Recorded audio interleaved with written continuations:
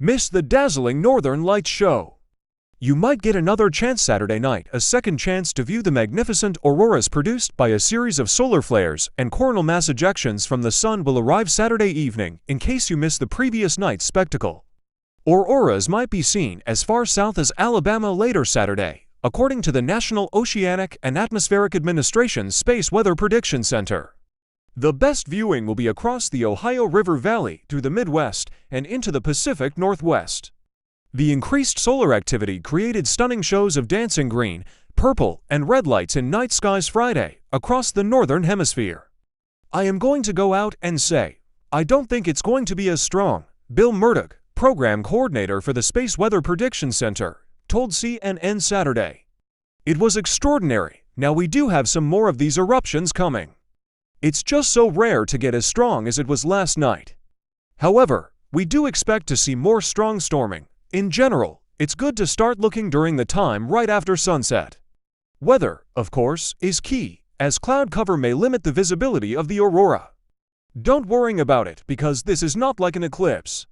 This is a multi-day event, CNN meteorologist Chad Myers said. It will be visible across most of North America. Maybe not all the way down to the Gulf Coast, but it'll be close. Cloudy conditions will persist from the Rockies into Texas and the northern Gulf Coast, as well as much of the Northeast. The Space Weather Prediction Center, a division of the National Weather Service, observed conditions of an extreme geomagnetic storm at 6:54 p.m. ET on Friday evening, reaching a level 5 out of 5 severity.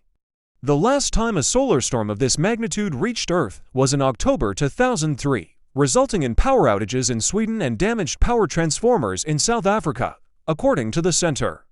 Signs of a severe geomagnetic storm, or level 4, were first observed by scientists at the center at 12:37 p.m. ET, when a major disturbance was detected in Earth's magnetic field. Previously, the center issued a geomagnetic storm watch on Thursday evening, the first such watch issued since January 2005, but the forecast was upgraded after scientists observed G5, or extreme geomagnetic storm, conditions Friday evening. As the sun nears the peak of activity in its 11-year cycle, known as solar maximum, later this year, researchers have observed increasingly intense solar flares erupting from the fiery orb. Increased solar activity causes auroras that dance around Earth's poles, known as the Northern Lights, or Aurora Borealis, and Southern Lights, or Aurora Australis. When the energized particles from coronal mass ejections reach Earth's magnetic field, they interact with gases in the atmosphere to create different colored light in the sky. Overnight, aurora were visible across much of the United States.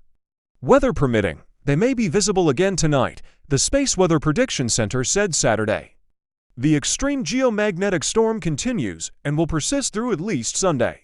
The storm could affect the power grid, as well as satellite and high-frequency radio communications.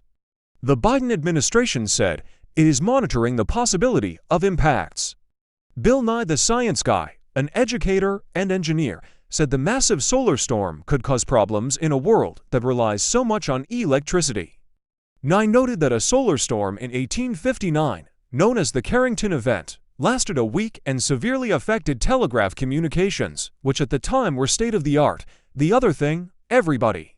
That is a real danger to our technological society. Different from 1859 is how much we depend on electricity and our electronics and so on, Nye said.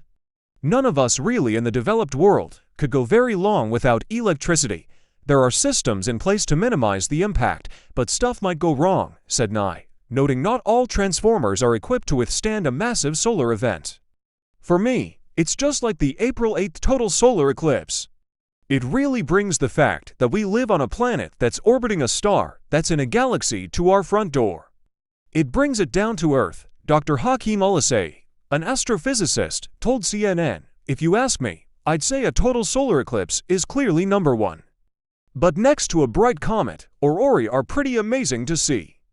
And if you're near the northern extremes or the southern extremes, we cannot just get the colors in the sky, but the actual undulating curtains of nebulosity. That's pretty awesome. So the fact that that's going to extend to more people around the world, that's pretty cool. Nye added, let's celebrate this.